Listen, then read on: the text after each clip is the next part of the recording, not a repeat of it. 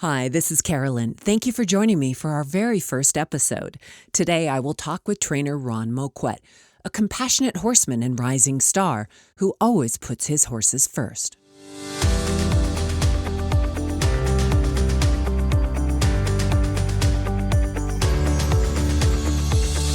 This is Racehorses, Etc., the podcast celebrating horsemanship. I'm Carolyn Conley. I've covered horse racing on TV for over a decade, exercised some of the best horses in the world, and represented top jockeys. Here, I speak to icons and everyday racing folks to deepen our understanding of horsemanship. Hey, Ron, welcome to Racehorses, Etc. I'm so glad you made it to the podcast. Thanks for having me. I'm excited. You know that this podcast is about celebrating horsemanship, and when I was putting it together, you were one of the first people I thought of to have on the show, so it's really cool that you were able to make it. Well, thank you. Of all the things that you're thought of in this game, you could be thought of a winner, you could be thought of someone that represents the sport well, but being thought of as a horseman is everyone's ultimate respect, I think. Well, it's been fun getting to know you. I knew you while I covered racing on television. I mean, you did win 814 races as of now, and your horses have earned almost $29 million. And of course, you have multiple graded stakes winners like Whitmore and Seat Gold. But I didn't have the opportunity to really get to know you until I moved to Kentucky and spent some time at your stable at Churchill and then again at Hot Springs. And I was immediately taken aback by initially how great your horses look, and then by the way you interact with them, because you were jumping in the stalls with the horses and introducing me to every one of them, and they weren't just fillies or geldings, but big stud colts. And they loved it and they respected you. And I just don't see that very often. Where did this come from? And did you grow up with horses? I think it comes from a natural respect of just how awesome these animals are. And I grew up with every animal and me trying to use a relationship with the animal as my default relationships in life. I love them, I respect them, and I really like to try to get to know each and every one. So I think that I depend on them for the relationship more than they depend on me growing up, and I think that carries over. Did you grow up in a horse racing family? No. The only horse racing around my family until I was probably 11 was on the TV the first Saturday in May. I can relate to that. I used to idolize Charles C. Canny, so I was watching from Spokane, Washington. How great was she, huh? Oh, my goodness. And then one day I became her assistant at ABC Sports, and it was just such an honor. I mean, anything I could do for her. What a classy lady. Yeah, that's the same way I feel about whenever I'm around certain trainers and stuff. I'll be stable. They'll say, well, you're stabled in Richard Mandela's barn. I'm like, I'm immediately taken aback with respect, and you realize that we're in the same race, But that's a pretty cool feeling. Well, let's start at the beginning then. Tell me about your mentor or maybe your earliest influences in horsemanship with racehorses. With racehorses, it was a gentleman named Bob Clift. He would break 2-year-olds to get ready for other people, and they had a futurity operation in quarter horses, which means they would prep the horses and they'd have to perform in a futurity trial, and you'd pay these fees all the way up to remain eligible. So it was very important that these horses peaked on a certain day, and this gentleman was very good at getting them to the point to where the next guy could carry them on over. Proper galloping form and habits that would lend itself to soundness throughout the career, and it, very fortunate to be able to be around someone that was just ground level. Hey, we're going to teach this horse to stand here because you don't want him doing all this because it may cause him to put pressure here. And, from leading a horse out of the barn to making sure that you've done everything to keep safety in mind and, constant health to getting them fed up the right way. You don't want them peaking too early. You don't want their bodies to get way ahead of their minds, and that was pretty good fortune for me to be around someone like that. You often hear about people saying, the horse was peaking at the right time. How do you know when they're actually peaking? You see the guys that keep horses around for many years, and the reason they do that is strictly because they've been able to see the signs of how to build a horse up to a race, get it to peak, and then get it to regroup and repair itself wherever, mentally, physically, if it did. It's kind of an art, and it's like dancing. It's like if you have a partner that knows how to read your dance moves, it looks a lot better. And I would say that that's one of the things that if I have anything that I'm super proud of in the game, it's that I can spend a little time with the horse and see if it needs more or needs a little break or needs backed off of, or maybe needs a little extra attention of something. And I'm trying to be a good dance partner in every horse's career. I love it. And I know that you even had a protocol even recently during the COVID-19 pandemic situation at Oaklawn Park, where you guys had a successful racing season and you finished strong. You finished fourth in the standings. What was your routine to keep close to your dance partners during this time of social distancing? Well, it was kind of weird due to the situation that I'm in. COVID's scary for everyone, but for somebody who has an immune disorder and its primary attacks the pulmonary region, this was super scary for people with the stuff I have. So we had to come up with a protocol that allowed me to be in the barn with no one, basically. So all the grooms and the night watchman, the only person that would be there when I was there was the night watchman, because the hours that I would get there to not get in the way of everyone else in the horse's schedule, you would have to come sometimes 3:30 in the morning, 4:00 in the morning, whatever it was.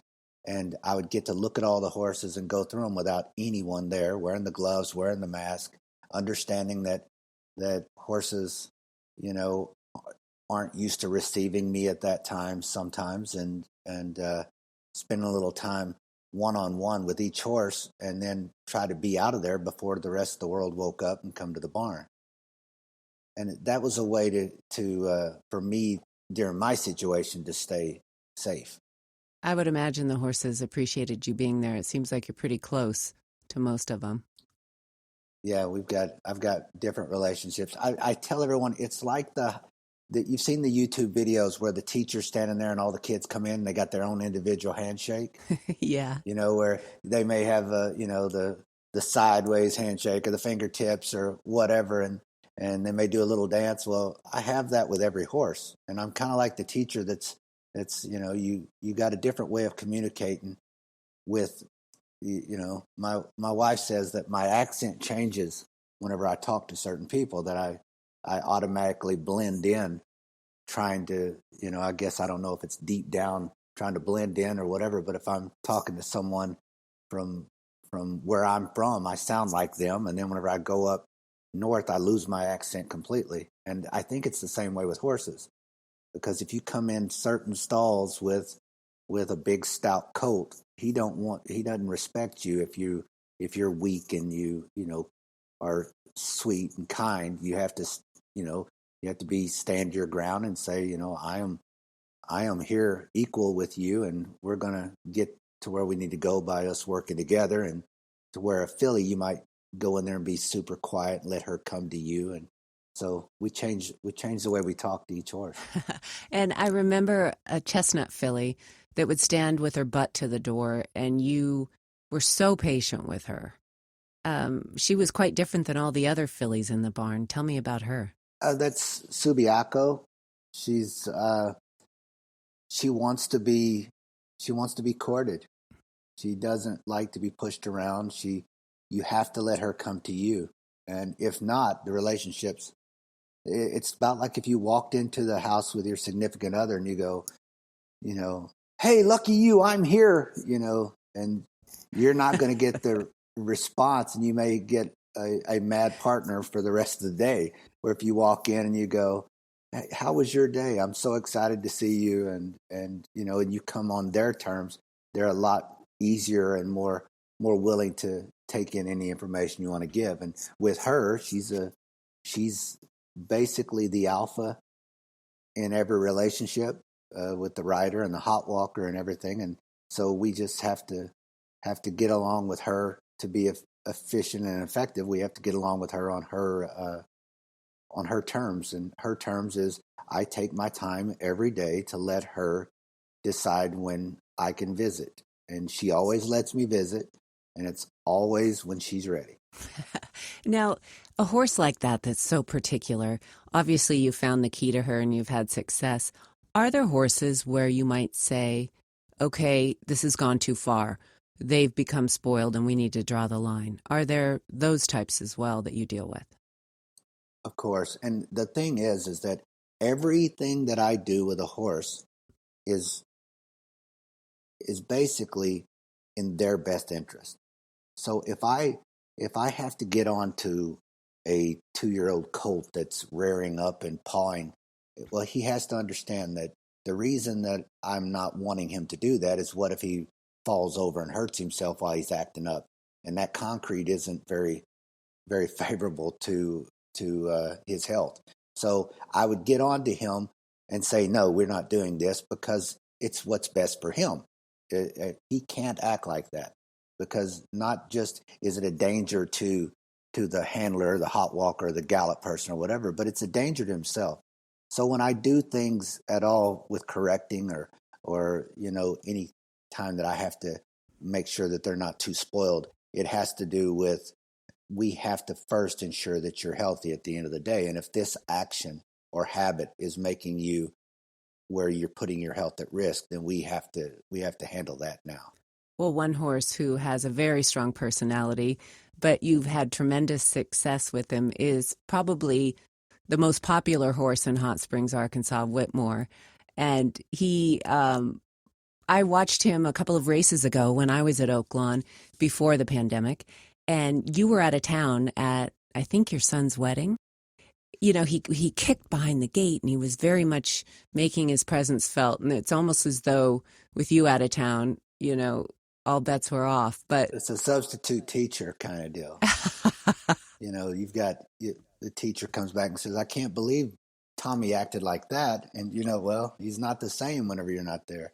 I think that's what it was. It was also the fact that it was the first time the rider got to ride him, and certain horses are easy. Anybody can get on them and get the absolute best. Just like certain children are easy. Anybody can teach them and get the absolute best. And then sometimes you have to get familiar. And with Whitmore, he is 100%. You have to get familiar and understand, where he's coming from or he's going to battle. Well, Joe Talamo has obviously developed a strong relationship with him. And I remember you naming him on for the first time. He hadn't been on Whitmore before. What has he learned through the course of riding Whitmore, and what have you seen develop between the two of them? Well, first and foremost, the majority, we're lucky. The caliber of riders that's out there, they're horsemen. There's especially the top 20. They're just not riders. They understand it. And after the race, the first time he rode him, which I don't let anyone work him, so that's my fault, but that's how I've kept him sound and happy, is I've had the same people gallop him, the same people work him throughout his entire career, and never let a rider. And the reason I do that with Whitmore is because Whitmore doesn't act the same in the mornings as he does the afternoon, and I don't want him confused. And, there are certain triggers that you look for, and I don't want him to be thinking this is what's going on in the afternoon, and it's not. So I thought it would actually move us forward, just keep a clean slate.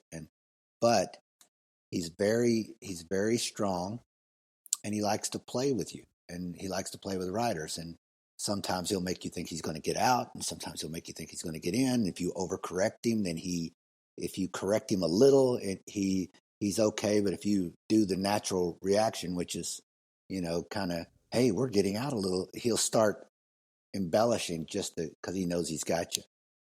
And I think that the natural horseman in Talamo was able to say, okay, I understand you now. You're just playing with me. And now we know what to do. And now that he has that, same thing Rosario said the first time he rode him. He goes, okay, I know him now. He's messing with me. So after he won the King, or was second rather, in the King Cotton, he won the Hot Springs, his usual prep for the Count Fleet, and he's won the Hot Springs Stakes 4 years running, and the Count Fleet 3 years running with a second in between. Describe the reception of the fans, or how he's received rather by the fans in Hot Springs now that he's made such a mark. I think the thing that helps our sport tremendously is having fans. And with Whitmore, he had so much put on him because he was on the Derby Trail. And Hot Springs, Arkansas, A, loves horse racing, B, loves the Arkansas Derby, C, loves the Kentucky Derby, and D, will follow them. If you did any of those, will follow you throughout. So you've naturally got a more broad fan base if you did those things. So a lot of people got familiar with Whitmore as a horse that was pointing to the Arkansas Derby. And then when he come back as a 4-year-old as a sprinter and was so successful, winning 5 of his first races and the marquee race, which would be the Count Fleet, now it got people that was tied into him as a 3-year-old on a Derby Trail. Now they're back, they're familiar with him, and they're back with him on, as a sprinter. And then he goes to the big stages. And when you leave Arkansas, it doesn't matter. When you come to Arkansas and you run well, when you leave, Arkansas owns you. This fan base, they're not preoccupied with what the Giants are doing or what the Cowboys are doing. This is their sports franchise. So they have a you've been to the races, you've seen it. They have a very loyal fan base. So the fact that he did what he did here, and then when he went to New York and did well, and Keeneland did well, he went everywhere there's people and put on a good show. So I think they respect his willingness to try and be consistent, and then the familiarity of being around. Yeah, what a warrior. He is a lot of fun. He reminds me, as does the atmosphere, of being at Long Acres in Seattle, Washington before it was closed. And I came up in Washington, and the fans there were so much fun and so enthusiastic. And there was a horse named Captain Condo that kept winning the Long Acres Mile, a couple of years running. And he was a big gray that would gallop around in the morning, and on the way home he would drop his rider on a fairly regular basis and then just trot through the barn area. And he owned the place. I love that. And, that's the thing. If Whitmore went out and acted like American Pharoah, which American Pharoah was just a darling. He was a runner and very professional. I think that he would still have a lot of people that loved him, but a lot of people like his attitude. And, they know that, I've had people tell me, send me emails and texts and stuff.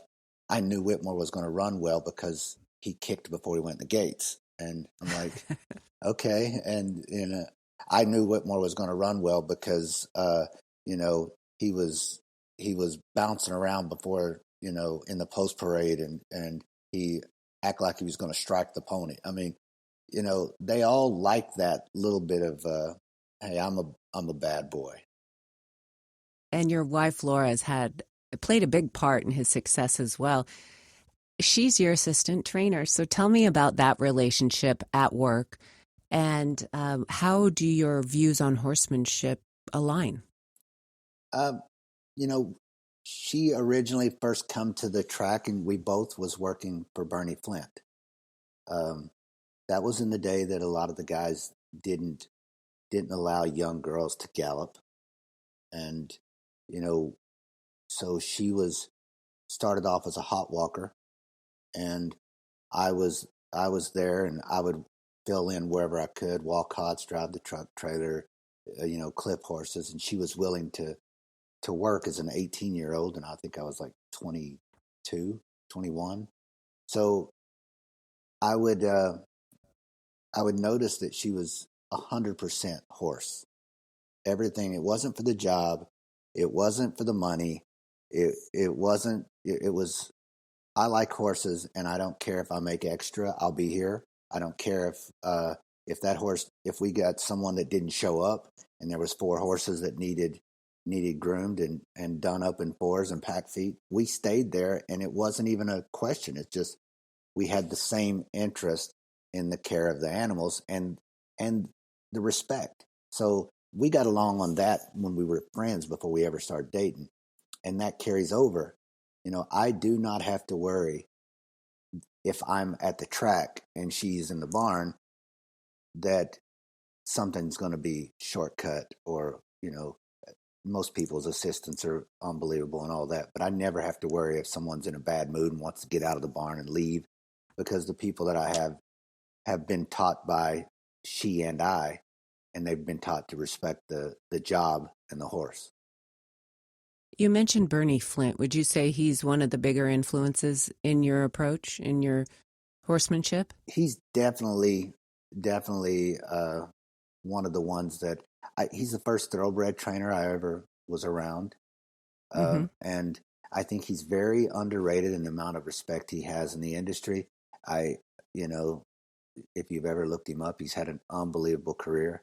And he, the fact is that nowadays the internet and social media controls who's popular, and TVG and other gambling, mediums control who's popular. And the older guys that's been doing it for 40 and 50 years, because they don't gravitate towards social media and do interviews and whatever, they're kind of overlooked somewhat. And he's in that, but he's been very, very successful, and he did it the right way. He could take a cheap horse and beat somebody else with a better one, and I love that. So he made a lot out of kind of a little, in a sense. And what do you think the key was to him sustaining horses over the long term and enabling him to be competitive with maybe a smaller barn? Bernie's biggest attribute, if I'm thinking, if I'm saying it, I don't know if he'd agree with me or not, but he starts with a deep understanding of how a horse should be made. So whenever he goes to the sale, he wins a lot of races by horses he buys. And what I mean by that is, if everybody's got $100,000 and we're all equal and we're going out there to buy, whatever we can buy for $100,000, Bernie's gonna get a better horse for the right price than someone else. And I think that right there that starts, and then once you get a fast horse, he's very good at getting it to the races and ready to run well. He's won a lot of races, been the leading trainer at Churchill and Keeneland and Turfway for years. I mean, he was Dale Romans and Mike Maker and Asmussen before these guys were. And he was doing it on a smaller budget, much smaller budget, and he was doing it with less purchasing power. So I just think that's pretty cool, and that's what I grew up respecting, that kind of stuff. A guy that could take 50,000 to the sale and go beat the guys that was taking 500,000, and he can do that over and over. He can do that. The horseman. You mentioned Bob Clift. You worked for him. He was a quarter horse guy. Is he still with us? Is he still around? He calls me after big races. I tell him he don't watch allowances. He doesn't watch any claiming races. But I'm best friends with his son. We've always been best friends, and that's how I originally started this crazy thing. Was being friends with John, his son, and then he would hear of me boxing and doing different things, and he would say, you're not you're not built to be very good at boxing. You ought to try something else. And, I could use you at the barn if you want to come get on horses, get tired of getting beat up and that kind of stuff. But he does, he's the first one to congratulate me when we win a big race and to tell me he thought we'd win it, and just he's a throwback guy, but he's very cool. Do you call him up and consult him here and there? What I do is he's long since retired, but what I do is when I'm driving somewhere, like when I'm on the days that you've been there, where we go to Keeneland and Churchill back and forth for the sales, and if you're stabled at Keeneland, you have to, or Churchill, and you got to run at Ellis. Those days, I'll call him up, and sometimes he'll tell me the same stories, and I know what the end is going to be, and I just let him tell me. I got a whole bunch of respect for the things he's done and the things that he's allowed me to do. So a lot of times I'll just call him up and he'll tell me what's going on in his world and tell me what he knows about what's going on with me. And then I'll ask him something. Usually it's a reminiscing deal. Like, you remember what you did with this filly that was tying up? Well, I had a filly like that the other day and I did that. He'll restart that conversation and just tell me the whole thing. Well, what I did was I took some ginseng root or ginger root and ginseng powder and ground it up and put it with baking soda and a little honey. And, and I knew all that, but I'm going to let him tell me the whole thing again because A, it don't hurt, and B, it makes him feel good. So I like it. That's respect for the horsemen that went before us. I love it. And did he teach you the sauerkraut trick with the vinegar? No, Bernie Flint is the one that, and, I'm young and got a lot of energy and a whippersnapper and whatever else you want to call it. But when he had bought a horse from the sale that had a massive injury, and his name was Simon Lord Lovat. And it was a son of Lord at War. And you can't buy those. That's back when, in today's world, that's tap it. Lord at Wars were just runners, and people in Bernie's price range didn't get them. So Bernie had bought this horse for like $7,000 or something off the Winburn Farms because it had gotten loose and gotten hung up in a guide wire and ripped a bunch of proud flesh off of the bottom part of its hock all the way down to the fetlock. Just nothing there but proud flesh. So Bernie was like, "We'll fix this horse," and so I get it, and I said, "Hey, I got it all cleaned up. Can I get some wound powder or some stuff that you can buy at a tack store?" And Bernie was like, with his deep voice and only way a guy from New Orleans that's 6'4" and 300 pounds could, tells me how dumb I am and says, "I'm going to fix this horse with sauerkraut." And I'm like, what in the world? This man's lost his mind. They eat weird down there. They do everything weird. So I was like, okay. So I didn't believe it. And he told me, go to the store and buy some pantyhose and 4 bottles of sauerkraut. Make sure that it's got vinegar. So I said, all right. So I didn't understand it, but the pantyhose, we go and get the deal, and he told me what to do, and I did it. And thinking, well, this is something I have to do for my boss before I go do whatever the vet says that fixes the horse. Okay. So he says, no antibiotics, no nothing. The proud flesh is the problem. We're going to fix that. So we put the pantyhose up the leg, and we put a little pressure with a vet wrap, just a very slight pressure around at the base of where the injury was. And then we filled it up with the sauerkraut about to where it had about an inch around the pantyhose all the way around, and it was very even. And the pantyhose held it together. And then we took the juice out of the sauerkraut, we poured it all over the leg, and then immediately wrapped it with plastic wrap all the way up, even. And I said, okay, now what? Do I put a standing bandage on it? Do I what? He said, you can put a standing bandage on the bottom, but put pepper spray on the top so he doesn't pull it. So I did it, and then I thought to myself, this is goofy. It's not going to work. And he didn't ask me about it the next day. So I said, what do you want me to do with this? Should I take it off and see what? He said, no, don't even look at it for 3 days. Just leave him alone. Don't walk him. Cut his feed back so he's not too hyper.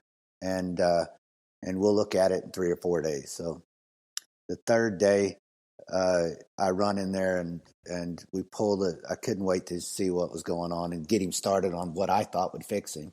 And whenever I pulled it off, I noticed that the flesh had started to get a very healthy pink color instead of aggravated red. And I started seeing these little micro hairs growing. And I was like, this is crazy. This is, well, there's actually a science to it. The sauerkraut holds the vinegar. The vinegar doesn't allow any of the proud flesh to grow and be irritated.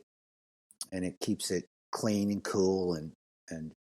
And so the science behind it does work. And so after 5 days of me just pouring new vinegar over top of the sauerkraut, we've got a horse that's no longer bleeding from proud flesh and starting to grow hair. And then we gradually start tack walking him, and then we start training him, and then the next thing you know, we're betting on him on Kentucky Oaks Day, and everybody made money. Wow! And he became a winner on Kentucky Oaks Day. Yeah, he won his first out on Kentucky Oaks Day, and Dean Coots was riding him, or Dean Coots, Brian Peck, and Tracy Abear was his riders. But I think Dean Coots was supposed to ride him and had to ride another horse, and I may have misspoken. It was Brian Peck. But either way, I remember he come out of the auxiliary hole because it was like the 14 horse and drew into the body of the race, and he could run. Man, he was a fast, beautiful horse. To this day, probably one of the prettiest horses I've ever seen. And he ran a long time and on every surface and was everything that you'd want a good horse to be, except Bernie bought him and fixed him. And I always give credit for that. I love the old remedies, and I think most horsemen do, and they like to reminisce about some of the ways we used to look after these racehorses before some of the more scientific products came on the market. A lot of this knowledge is disappearing. It's going away. What are some of the things that you want to pass on to the next generation of horsemen as you become one of the more senior horsemen? What kind of legacy do you want to create? Well, I hope first off that, those guys grew up depending on horses and appreciating them for a different deal. It's a different time. People my age jumped in four-wheelers and motorcycles and whatever, and those guys grew up really depending on horses to get them from point A to point B. And I'm talking about people that are now in their 80s. So their love and respect for the horsemanship side was more primal than a kid today that may only go to the track to bet, and then they fall in love with the horses. So I think my job for the next group coming is to make sure that everyone's infected with the right virus and understand that once you fall in love with a horse and you appreciate the sport for what it is, it's to better the breed and to do the most with what you have, and you get out of the ROI mentality and the win percentage mentality, and you get to the basic of, this is a wonderful, noble animal that's going to do exactly what we prepare him to do, and usually without question.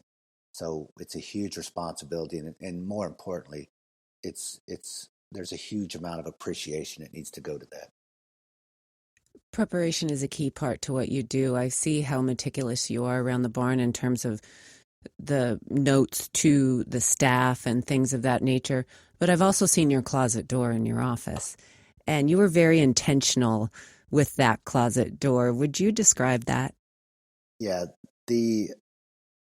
what I do is I believe from a kid that whatever I think I can do, I can do. If I write it down and I prepare to be successful and I do everything that it takes to be successful, then I will be successful. So first you have to think it. And, there's been a lot of books, and I don't know how much of it I've taken on I read everything, and I love the power of the mind, and I love the power of positive thinking. So I wrote down all the races I wanted to win. And whenever you're a 23-year-old trainer and you're writing down races, some of the best races out there haven't even been, thought up yet. We were just getting to know the Breeders' Cup, and we didn't have the Dubai race, and we didn't have the Saudi Arabia race or the Pegasus or any of those. But so I wanted to win the races with the names that I knew, like, the for instance, the Forgo, the Stephen Foster, the Count Fleet, the Vanderbilt. I wanted to win all those races that had been around forever.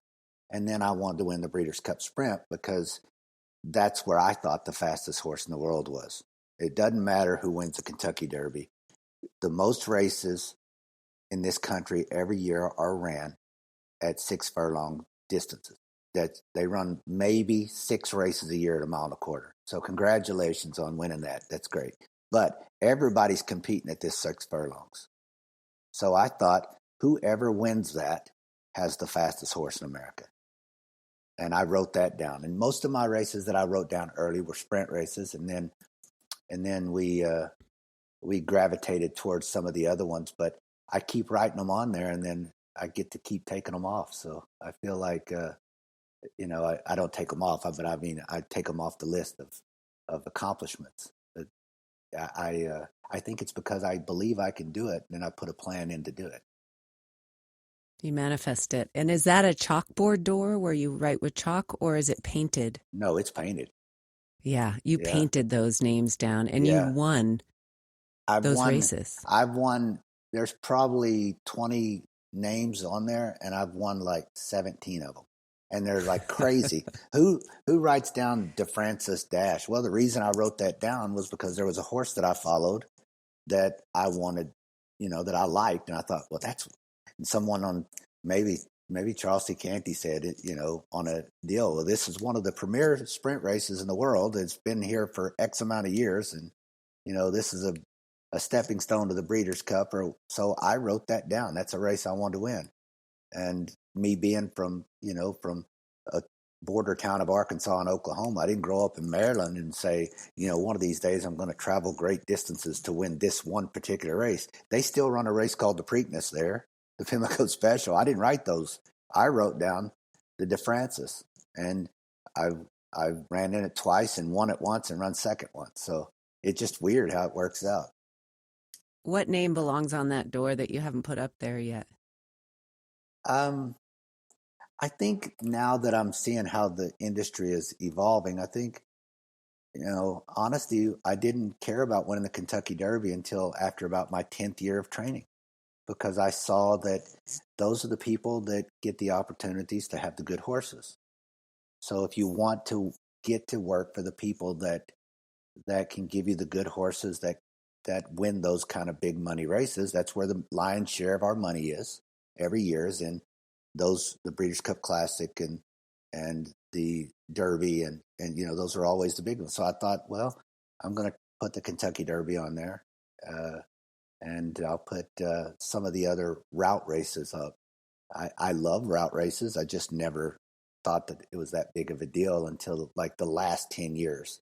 And when I wrote down the Kentucky Derby on there, the very first 2 years I was in the Kentucky Derby. I didn't win it, but I was in it. And, one year I had 2 horses that I had trained was in the Kentucky Derby. So if you think a guy from, Pecola, Oklahoma can make up 2 of the 20 that come in there. And oh, by the way, my horses together cost $54,000 in the sale ring combined. And they were one of the 20 that were allowed in the Kentucky Derby. That's awesome. Yeah, that's super wonderful. Cool. I'm proud of that. Horsemanship and the power of being intentional, writing things down. That's right. Thank you so much for joining me today. It's been a pleasure, and love to do this again down the road and catch up again. But thank you for being on Racehorses, Etc. Hey, anytime. I enjoyed it. Awesome. See you next time.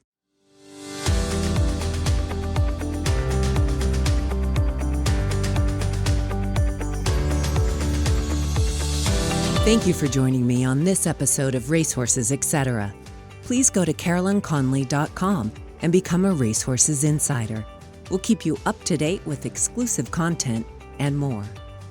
That's it for now. Remember, until we meet again, enjoy the horses.